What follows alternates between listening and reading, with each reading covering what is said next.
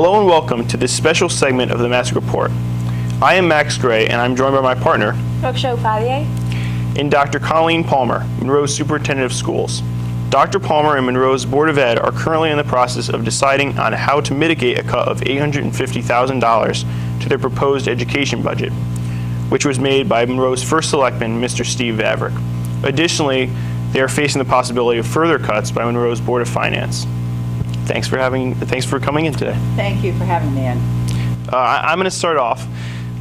In the past few weeks, you seem to be reassessing your initial proposal to close Chalk Hill as an early way to mitigate Vavrick's cut.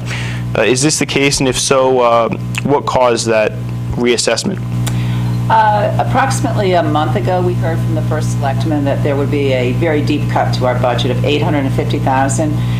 And our administrative team, I work with all of our administrators to vet all of our ideas, looked at various proposals, and we started assessing which would be the most viable to maintain high-quality education for all our students and also save the most money so that we could prevent the layoff of our teachers. As we went through that process, many of the same options that we're talking now were on the table, but we felt that the quality of the program and the cost savings for the 8th grade academy seemed to make that a desirable option for the district. And we talked about it for close to a month at Board of Education meetings and different communications with our community. We did not hear back much feedback. And then about 2 weeks ago, all of a sudden we had a tremendous outpouring of concern for our community. So being responsive to those concerns, we paused and slowed the process down so that we could walk all of our citizens through all the options that we had considered. And that's what it's all about, is to say that there are various ways we can approach this, and each has pros and cons. So in presenting those options, one was the kindergarten early learning center here at the high school. And I think that educationally it's sound, but transportation was a problem in the beginning, and it still is a problem, so that brings that option down on our list.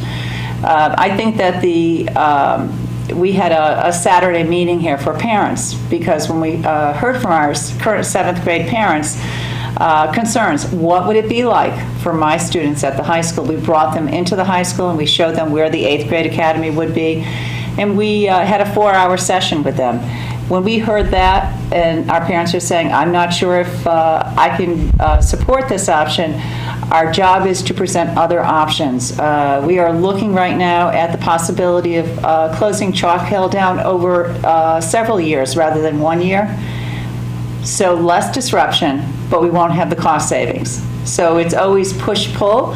If you're not going to go in this direction, then there are other sacrifices that are going to be made. So we've been assessing along the way. We continue to look at every option to present choices to the Board of Education that are viable, that are educationally sound, but each of them comes with its own set of pros and cons. Is anything on the top of your list as a possibility for mitigating the cut? Educationally, I still believe that our idea about an 8th grade academy is viable. I think I mentioned that New Canaan High School did this for 5 years. We're very successful. Interestingly, I just did a query of the current 7th grade students, and 133 students in our 7th grade have brothers and sisters at the high school.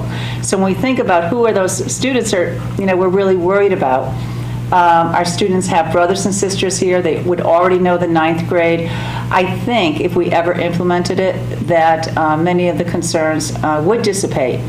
But with that said, being respectful of the community, I have been actively looking at developing a 2-year closeout of Chalk Hill that would have our 5th grade remain in the elementary schools next year, just the 6th grade at Chalk Hill, and all our other schools would maintain their current configuration.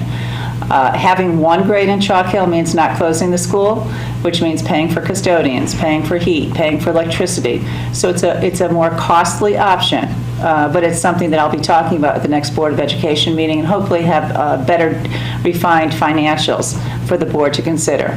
So that will be another option. Okay, what will happen if Chalk Hill in fact does close down? The Board of Education has a decision whether to use the building for a school next year, as a school. Let's say that the board opts not to use it as a school, totally, then not have students in it for any classes. The board could have a second decision that it opts to then vote to revert the control of the building back to the town.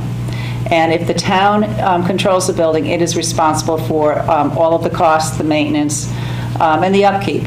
So it's really a kind of a two-step process for the Board of Education to decide, do we need to use it as a school? And if not, should the board maintain it as part of its portfolio of schools and kind of see where we are a year from now? Or should the Board of Ed give it back to the town?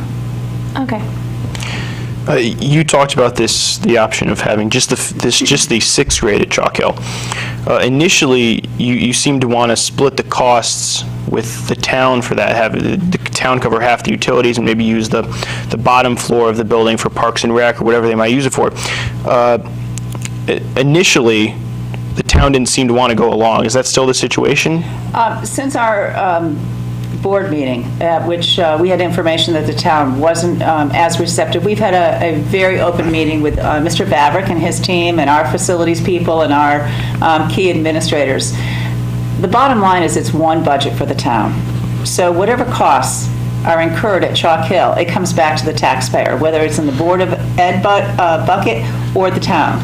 So we are trying to see, is there some way that makes sense to phase out Chalk Hill and to allow the town to have part use of the facility so that it can see what it can do with our Parks and Recreation programs. David Friedman is very enthusiastic and thinks that much revenue can be generated. We are looking at a scenario. I think that also will be discussed at our next board meeting. But it will be, there are costs incurred to keep it open, and we're trying to share those. And sometimes when you have a partnership, it's a sharing of the effort, and it's not always a 50-50 split of the money. If you end up having to looking at going it alone without the town, if they decide they don't want a part of it, how do you make up the $850,000 in statement? Because you're still heating the building, you're still employing relatively similar amount of staff, just in a different configuration. Where do the savings come from? Nothing's too specific because you don't have it in front of you, but just an idea?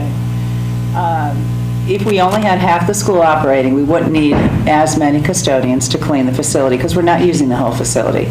Our electric bill would not be as high because we're not in all of the classrooms. Heat would be rather constant because we have one heating zone for the entire school, so you can't turn off the first floor. If you heat the building, you heat the building.